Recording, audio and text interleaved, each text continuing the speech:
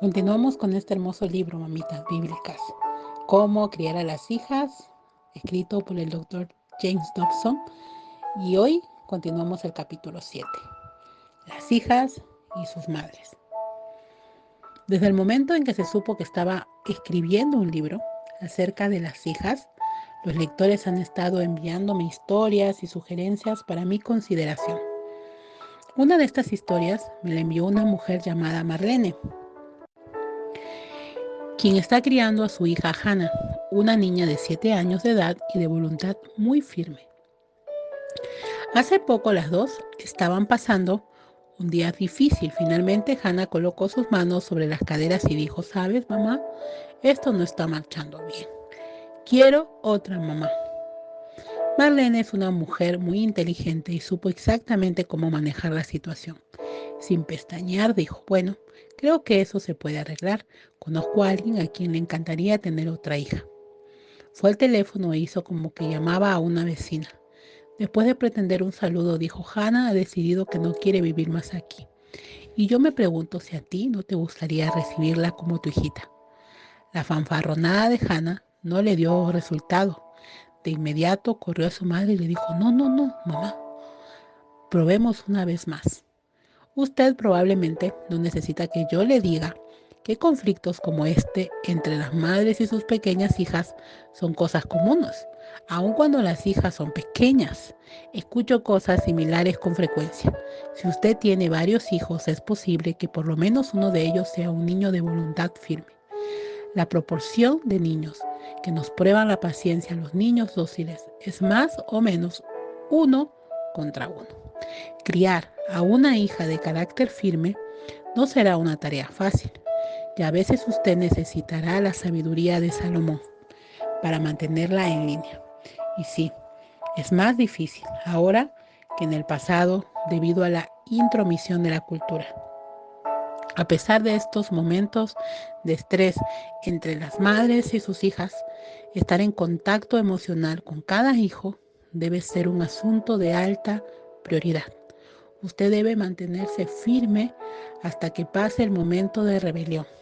El éxito de su hijo o hija en mucho de lo que trate de hacer en la vida dependerá de la calidad de la relación que ambos comparten durante los años de la niñez.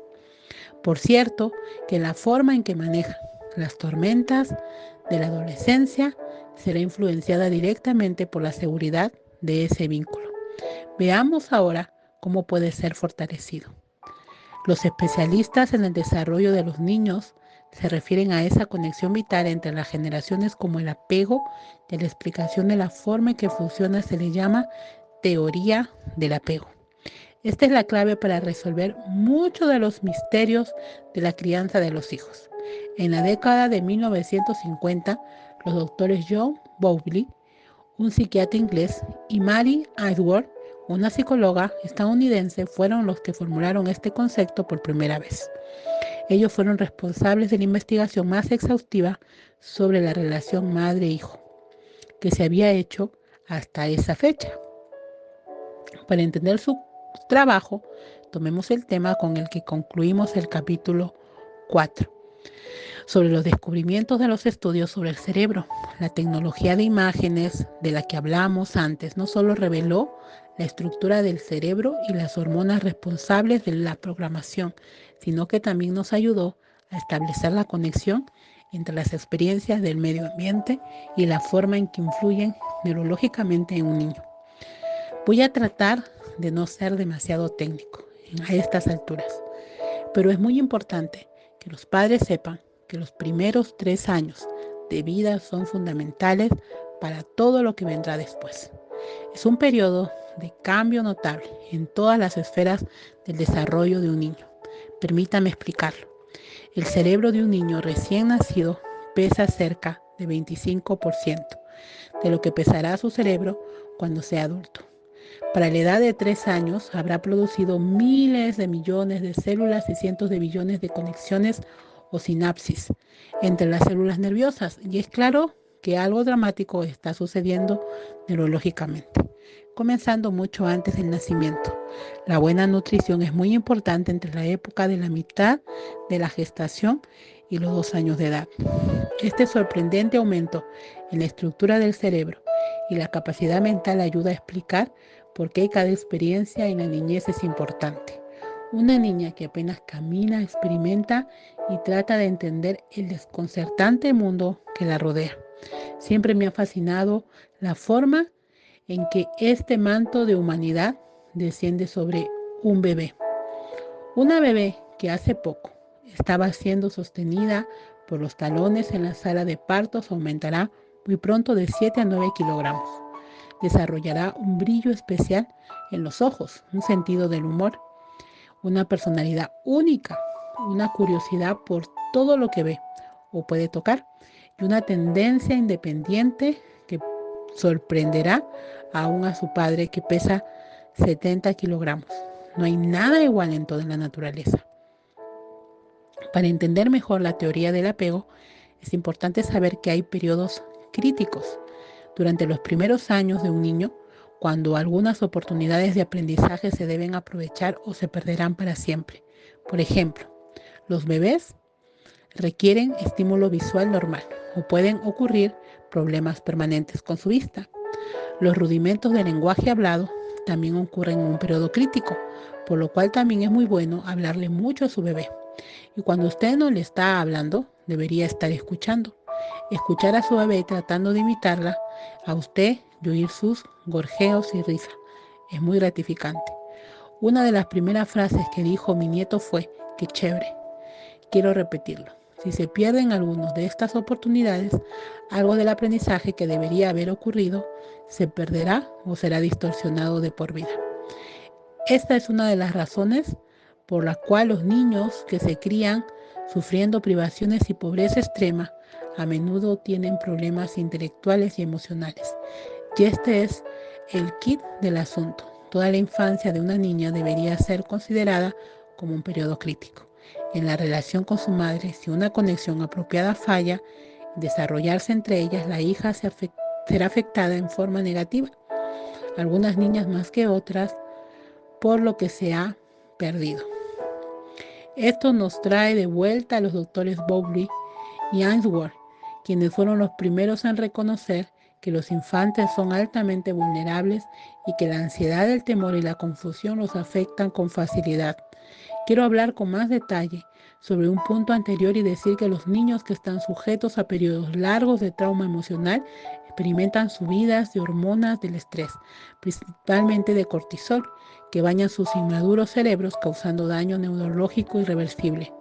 En casos extremos que involucran abuso o negligencia, una persona puede finalmente perder la habilidad de sentir por otros, lo que en el futuro puede tener consecuencias de violencia.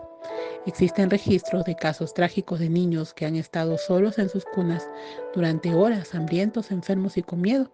Algunos de ellos han crecido para convertirse en asesinos a sangre fría, que matan a desconocidos por la emoción de verlos morir. Se ha demostrado además que la falta de apego entre las madres y sus bebés está directamente relacionado con enfermedades físicas y mentales de todo tipo.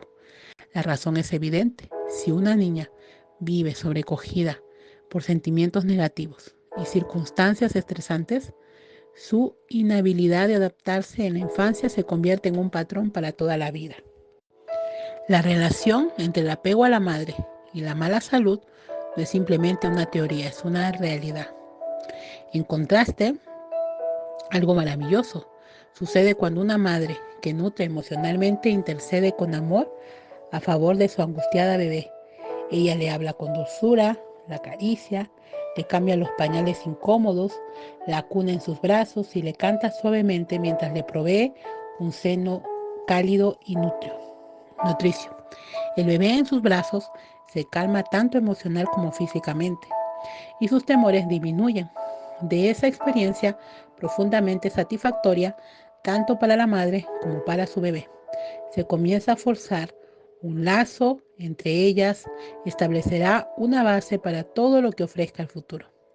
La relación que establezca nunca será completamente abandonada o olvidada, aun cuando a veces se den severas tensiones entre ambas. Y es por eso que tanto los heridos como los moribundos, que han sido endurecidos por el combate en un campo de batalla, pronuncian una última palabra a través de las lágrimas: mamá. Los bebés son como esponjas que absorben el amor que se les brinda. Está claro que prefieren el estímulo humano a cualquier otra cosa. Como hemos dicho en el capítulo 4, las niñas bebés entienden mejor que los varones las expresiones faciales, el tacto, las voces y aún los olores. Son más sensibles al lenguaje hablado y al canto que a cualquier otro sonido. ¿Es este el origen de las canciones de cuna? Debe serlo. Una bebé recién nacida ha estado escuchando la voz de su madre desde la matriz durante muchas veces y se siente confortada por dicho sonido. El desarrollo del cerebro está grandemente influenciado y asistido por el cuidado y la atención que prestan las madres, las abuelas o las madres sustitutas en la temprana niñez. A medida que pasan los meses, el apego les provee una base también segura para ayudarlos a explorar el medio ambiente que los rodea. También define la forma en que los niños se relacionan con otros y les enseña a tener confianza. Los ayuda a interpretar sus sentimientos y los familiariza con la intimidad. No podemos exagerar la importancia de este vínculo maternal para la salud y el bienestar de un bebé varón o niña. Para decirlo en pocas palabras: mamá, usted es indispensable. El comienzo que su bebé tiene en la vida está en sus manos, y en su voz, y en su corazón. Qué privilegio y responsabilidad tan grande es recibir a su bebé con los brazos abiertos. Ese pequeño ser llega directamente del Creador como su regalo precioso. El rey David escribió acerca de su propia formación en uno de sus salmos más hermosos. Tú creaste las delicadas partes internas de mi cuerpo y me entretejiste en el vientre de mi madre. Gracias por hacerme tan maravillosamente complejo. Tu fino trabajo es maravilloso, lo sé muy bien. Tú me observabas mientras iba cobrando forma en secreto, mientras entretejía mis partes en la oscuridad de la matriz. Me vistes antes de que naciera. Cada día de mi vida estaba registrado en tu libro. Cada momento fue diseñado antes de que un solo día pasara. Qué preciosos son tus pensamientos acerca de mí, oh Dios. No se pueden enumerar. Ni siquiera puedo contarlos. Suman más que los granos de la arena. Y cuando despierto, todavía estás conmigo. Como he indicado, el vínculo comienza antes del nacimiento y continuará siendo parte vital durante los años futuros. De hecho, una niña de 2 años todavía está tan apegada a su madre como lo estaba un año antes. El aliento y la confianza que provee la mamá es el factor principal que impulsa a la niña para llegar hasta los confines de su mundo. Cuando llegue a los 5 años de edad, una niña se volverá gradualmente más independiente y confiada, especialmente si el vínculo con su madre o la persona que ocupa ese lugar ha sido firmemente establecido. Lauren Porter, una psicoterapeuta y trabajadora social clínica, lo dijo de esta manera: a medida que los niños continúan creciendo y desarrollándose, sus necesidades progresan, pero su dependencia en el sistema de apego continúa. Aún la adolescencia, considerada a menudo como el pináculo de los desafíos del desarrollo, tiene su foco en el apego. Los adolescentes luchan con la tensión entre su conexión con la familia y su formación de independencia.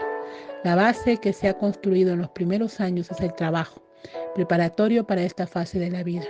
Si el apego es seguro y está bien establecido, el niño y sus padres negociarán los sucesos de la adolescencia con poca dificultad. Pero, ¿qué diremos de los padres? ¿Qué papel juegan ellos en este fenómeno del apego? Como veremos en el próximo capítulo, cuando el bebé es pequeño, la mamá provee la piedra angular del desarrollo infantil saludable. Pero el papá no es para nada irrelevante. Su papel principal es apoyar a la madre. Él también debería comenzar a conectarse con el bebé en los meses que siguen. Su voz masculina, su tamaño, manera de ser y su disciplina suave proveen la seguridad que producen los límites definidos.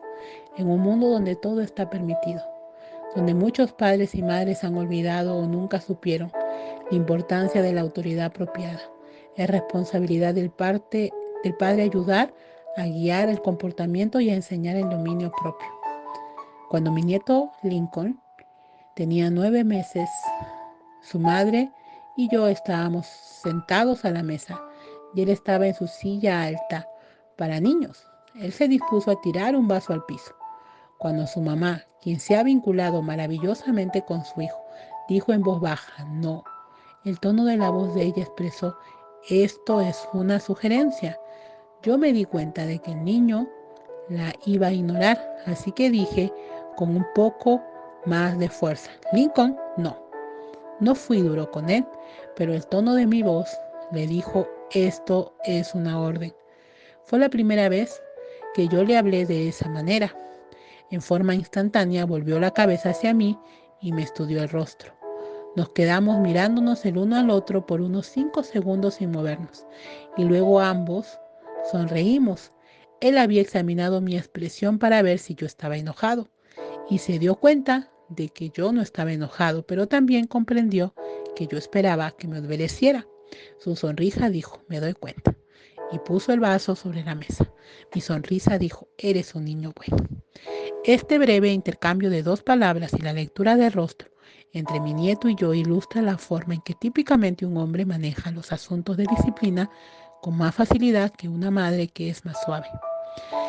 He aquí otro ejemplo del papel del padre en lo que se relaciona al sexo femenino o masculino. Los varones no nacen entendiendo lo que significa ser hombres. Es responsabilidad del padre presentarles ese concepto a través del tiempo. La identidad sexual comienza a formarse alrededor de los 18 meses de edad y continúa formándose a través de los 4 años siguientes. Durante ese tiempo los varones necesitan ser expuestos a la personalidad de un padre o padre sustituto, amoroso que les servirá de modelo de conducta para la masculinidad. Por supuesto que ellos todavía necesitan la afirmación que les provee su madre, pero no de una forma dominante que les impida llegar a ser los hombres que fueron creados para ser. Dicho de otra forma, la madre no es menos importante para su hijo durante ese periodo de formación de la identidad, pero algo nuevo está siendo agregado a la combinación. Por lo general, un varón observará con el paso del tiempo que papá es diferente y yo debería ser como él. Es de esperarse que la madre no se sienta intimidada por ese reajuste y en realidad debería alentarlo. Desdichadamente vivimos en una cultura donde la desintegración familiar es una tragedia común. Los varones, especialmente los que han nacido en los barrios malos de la ciudad o en zonas muy pobres, a menudo tienen muy poco o ningún contacto con buenos modelos de conducta. Muchos de ellos crecen en las calles, con el único ejemplo de conducta que les proveen los miembros mayores de las pandillas. Es una receta para la violencia, las drogas y las relaciones sexuales ilícitas. Para más información sobre los varones y sus necesidades, por favor, refiérase a mi libro Cómo criar a los varones. Para las niñas, los papás juegan un papel completamente diferente. La mayoría de los padres se dan cuenta de que los varones necesitan a sus papás y de que las niñas dependen de sus mamás. Sin embargo, es de igual importancia saber que la relación entre los sexos tiene mucho significado. Las niñas necesitan a sus papás tanto como los niños, pero por razones diferentes pronto vamos a tratar ese punto y la importante conexión padre-hija. Establecer el vínculo entre las generaciones se ha hecho mucho más difícil para los varones y para las niñas debido a cambios dramáticos en la cultura en años recientes. Antes de la Revolución Industrial, los padres y las madres trabajaban juntos en las granjas o los negocios familiares. Criaban a sus hijos juntos y con excepción de los hombres que eran militares o los que trabajaban en marcos, la mayoría de los papás trabajaban cerca de su hogar. Por ejemplo, en Marcos capítulo 6, versículo 3, leemos que Jesús era carpintero, oficio que obviamente aprendió de su padre cuando era niño, ¿no? Mateo capítulo 13, versículo 55.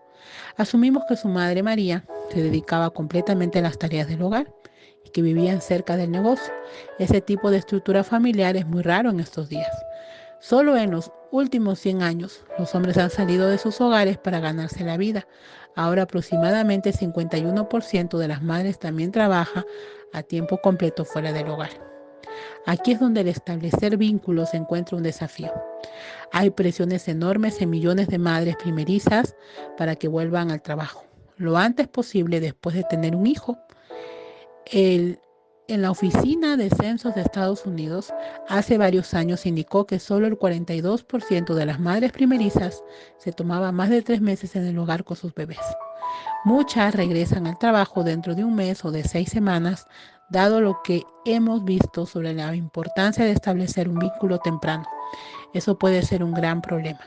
Si es posible, yo recomendaría que las mamás se tomaran por lo menos un año para recuperarse, establecer un vínculo afectivo con su bebé e instituir una rutina familiar. Reconozco que quedarse en el hogar a tiempo completo no es posible para muchas madres debido a presiones financieras y otros motivos.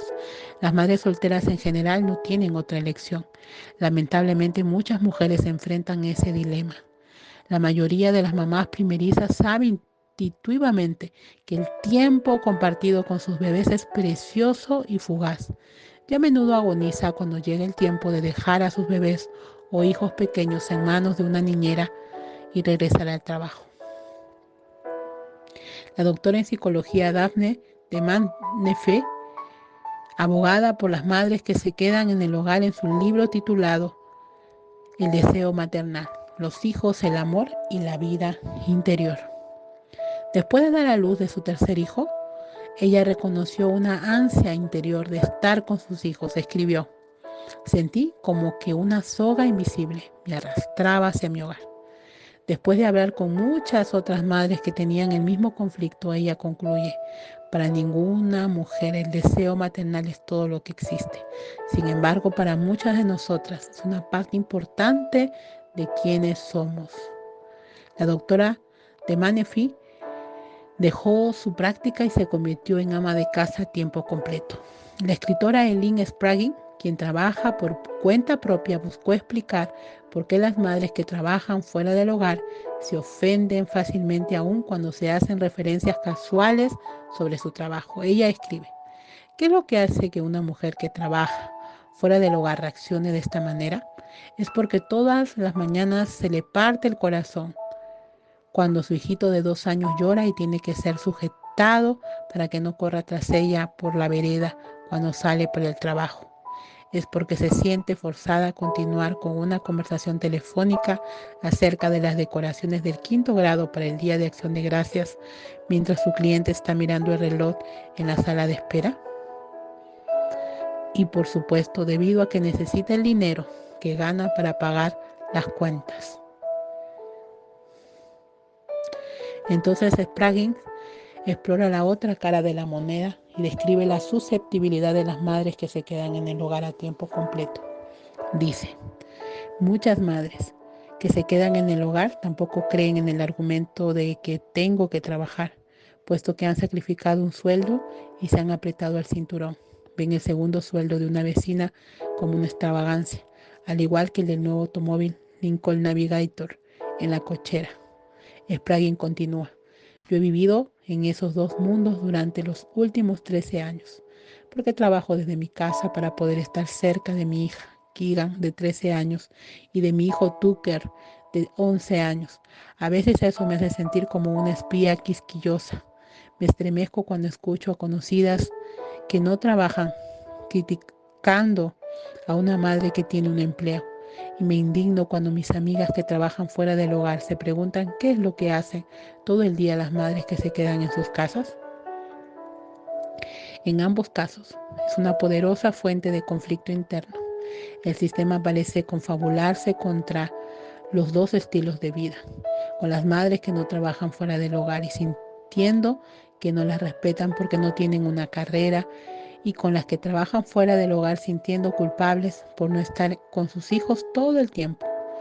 Las combatientes en las guerras de las madres todavía están con sus uniformes de la batalla. Parecería que la tendencia indica que cada vez más mujeres se quedan en el hogar. Según una encuesta realizada por el Centro de Investigación Pew, entre 2.000 mujeres en el 2007, solo una de cada 5, 21% de las madres que trabajaban fuera del hogar con hijos menores de 17 años de edad dijo que trabajar a tiempo completo es la situación ideal para ellas. Este porcentaje bajó, era el de 32% en 1997. 60% de esas madres dijo que trabajar a medio tiempo sería la situación ideal, comparado con 48% en 1997. Una de cada 5, o sea el 19%, dijo que preferiría no tener que trabajar fuera de su hogar. Dicho de otra forma, 79% de las madres que trabajan y que tienen hijos pequeños preferirían no trabajar a tiempo completo.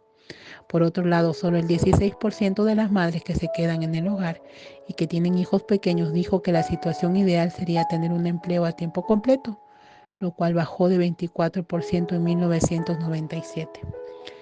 48% de las madres que no trabajaban fuera del hogar dijo que no trabajar fuera del hogar sería la situación ideal. La he inundado con estas estadísticas. Debo compartir otra más que es significativa. En 2007, solo 16% de las madres con hijos menores de 5 años pensó que sería ideal trabajar fuera del hogar a tiempo completo, lo cual bajó de 31% en 1997. En resumen, la mayoría de las madres que se quedan en el hogar está contenta con su situación de no salir a trabajar fuera del hogar. Y las que están empleadas a tiempo completo dicen que preferirían trabajar menos horas o no trabajar en absoluto. Los medios de comunicación no informan mucho sobre estas preferencias, pero revelan algo significativo acerca de las madres.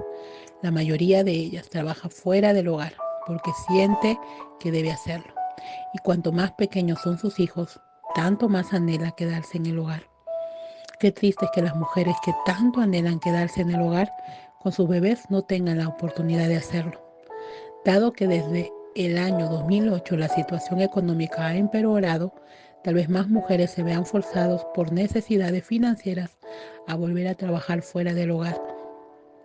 Me atrevo a expresar mi opinión sobre este tema volátil. Pienso que el ritmo frenético al que marchan las familias de dos carreras simplemente no llevan a lo que se necesita en un hogar. Cuando los niños son pequeños, estoy seguro de que esta declaración va a irritar a algunos de ustedes que todavía están combatiendo las guerras de las madres, pero refleja mi firme convicción. El que una mujer elija o no trabajar a tiempo completo cuando no es necesario económicamente es una decisión compleja que debe ser hecha solo por ella y su esposo. Ninguna otra persona debería tratar de decidir por ella o de insinuar que hay una sola manera de organizar una familia. Por cierto, que yo no estoy tratando de hacerlo. Todo lo que puedo decir es que criar a los hijos es una experiencia agotadora. Algunas madres tienen la energía y las fuerzas para manejar las tareas domésticas y la crianza de los hijos y al mismo tiempo cumplir con las demandas de un empleo. Es claro que otras no. La vida para ellas es un gran desafío. Sin embargo, el asunto a considerar no es el bienestar de la madre, es lo que es mejor para los hijos. Y las hijas es un periodo crítico de sus vidas. Se reduce a esto. Los niños prosperan en un ambiente de orden, vigilancia y supervisión atenta, lo cual es muy difícil de proveer para padres que llegan al hogar todas las noches extenuados, distraídos y con los nervios destrozados. Todas las familias que están criando niños pequeños deben responder a esta pregunta sobre prioridades. ¿Cuál es el mejor lugar para que una mamá invierta su tiempo? Considerando todas las cosas, recomiendo que las madres que tienen la opción consideren primero el bienestar de sus hijos, especialmente cuando son pequeños. Vincularse a sus hijos es algo que no espera. Antes de terminar esta exposición sobre cómo sus hijos e hijas pueden comenzar la vida de la forma más ventajosa, quiero asegurarme de que no he sido malentendido en cuanto a la creación de buenas relaciones con los hijos. Se podría llegar a la conclusión de que, puesto que la vinculación es tan importante, las madres y los padres deben caminar de puntillas para evitar indisponer y alejar a sus pequeños que son independientes y de voluntad firme. Eso podría llevar a muchos problemas. Ustedes, mamá y papá, todavía están a cargo y no deben temer esa responsabilidad. La autoridad con amor, cuando se aplica en forma apropiada, no debilita el vínculo entre las generaciones, lo solidifica, porque el respeto mutuo es la piedra angular de una relación.